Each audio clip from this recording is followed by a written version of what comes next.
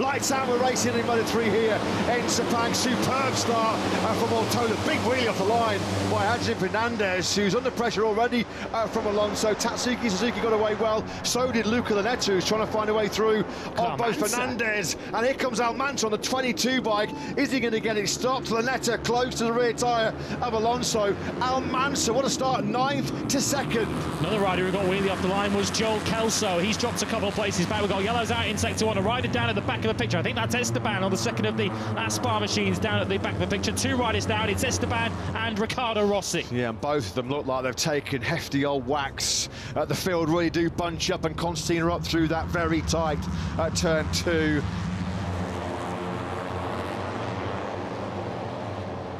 Fernandez is looking to strike up through. Almanza straight up the inside of Ivan Ortola, and for the first time in his career, David Almanza leads a Grand Prix. Yeah, Ortola tried to find a way through on the cutback through turn 10.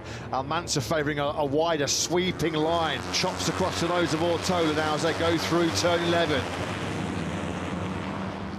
What a first lap then this has been for both Almanza and Holgado. Holgado now goes side by side, elbow to elbow with the pole starter Fernandez, and with the big slipstream, here comes Alonso through on the pair of them up into 3rd. And Kelso trying to get involved in the action too, as the pole sitter's getting beaten up badly on this first lap, although he picks up a couple and almost picks up Joel Kelso into the bargain through that final corner. So he's back up into 4th place, lap 1 of 15 completed, and not the leader we were expecting.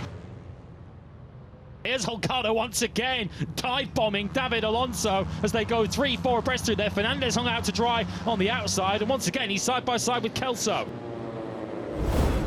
There is Almanza then. Further back, we're going to pick out Esteban and Riccardo Rossi. The incident at turn 2. It's Esteban straight into the side of Riccardo Rossi from there. So lucky that the likes of Boazri and Zurutuza weren't taken down as well in that. But I think you can lay the blame all at the door of Esteban for that one. Yeah, ploughed into the side of Ricky Rossi, and thankfully there were no other riders that were caught up in that mess. You can see there Jacob Ralston had to run wide, so did Eddie O'Shea further down the field. Almanza though back at the front, still making the front running. Holgado has gone down. I think that was Alonso who's really had to run wide as well. So Danny Holgado, 2nd in the World Championship, was trying to make a move on one of his rivals for the runner-up spot, Ivan Ortola. There was contact there. Holgado comes off the worst of it. An unlucky turn 13 for him, and that certainly changes the picture in that fight for 2nd overall. Here's the contact then with Holgado on Ortola. Ortola's pretty fortunate there to come away from that unscathed. Look at that. Alonso was on the green paintwork on the outside. A wince on the face of Holgado. Kelso has shown him his front wheel, and he's got through into turn 7 through the double right-handers of 7 and 8. So Joel Kelso then back at the front here in Sepang. Almanza's best Grand Prix finish, his 11th, never had a top 10. How long can he hang in there though in these scorching hot conditions? Even in Moto3, these 250cc single-cylinder 4-strokes only chucking out around 60 to 65 horsepower. But on this kind of surface temperature, tyre management will be a factor. Alonso, who is on that soft rear tyre but a medium front. I think Alonso had to abandon any ideas of trying to conserve any rubber in the latter stage of this race. Once he was relegated to 13th, he just had to try and close back in as quickly as he could, and he certainly has done that. He's 1.2 seconds off the race lead, and right up behind the rider who sits 3rd in the World Championship. Well, if you put the flag out now, he would go level with Holgado. What's happened to Ortola? Ortola made something happen to Ortola at turn 4 because he was in 3rd place. Or 5th, something's happened to Ortola. He's behind Alonso now. He's dropped in behind Alonso. So I wonder what happened, whether there was a mistake at turn 4, either going in or coming out for the number 48, who is now behind David Alonso. 2:11 flat, red hot pace this. Here is Ortola then. This is into turn 4. He almost runs into the back of Almanza. So yeah, he's out to the white line on the outside curb there. Through came Bayer.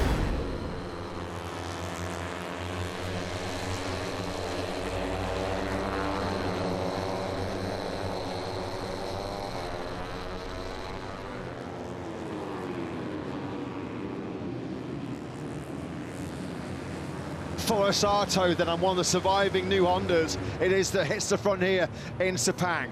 What has Joel Kelso got then in terms of a potential retaliatory move? They power down through turn 12.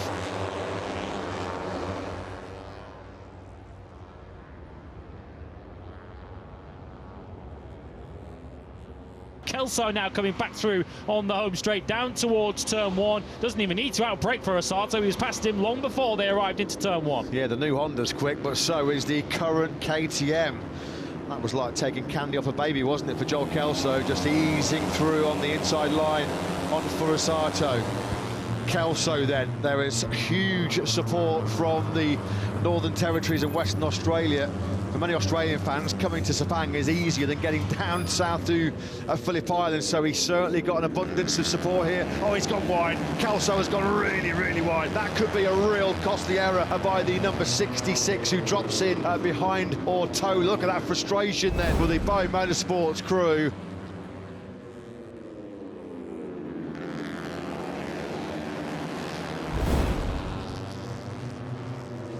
Tyre Furusato continues to lead this Grand Prix. Is David Alonso just keeping his powder dry for these final couple of laps? Because he's generally a specialist, isn't he, when we get down to the last stages. A little moment there for Furusato. That's the first little sign of issues for Furusato, and it's going to compromise him on this straight up to turn 15. That was more than a little moment. He almost washed the front out, lost all of his exit speed, and Alonso capitalises.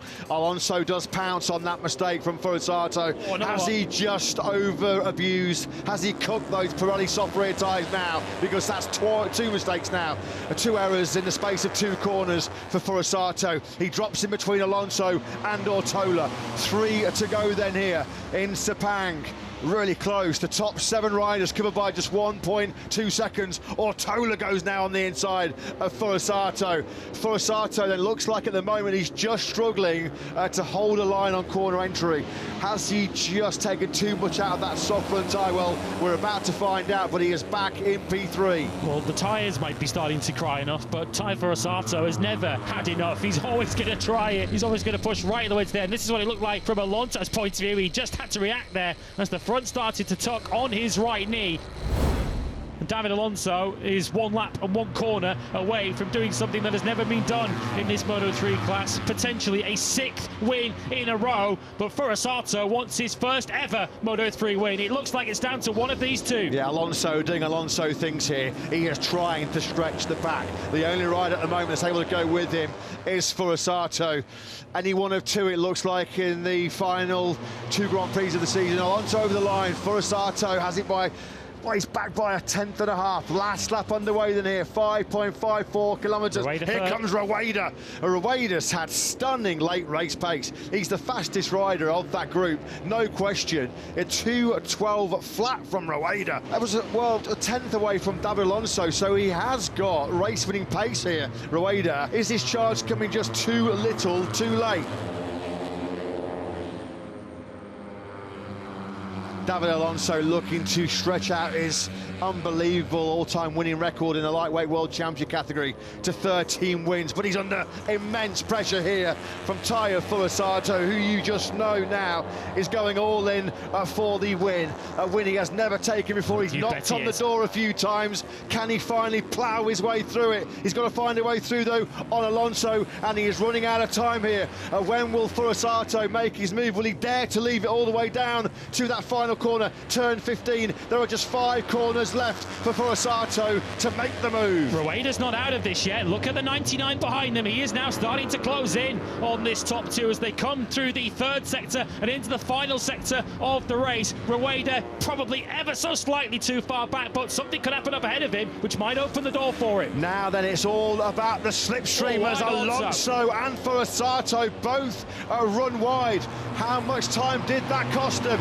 Alonso's CF Moto machine is a rocket in a straight line, and it looks like the top speed is going to put him on the top step of the podium. Once again, he defends against Furusato.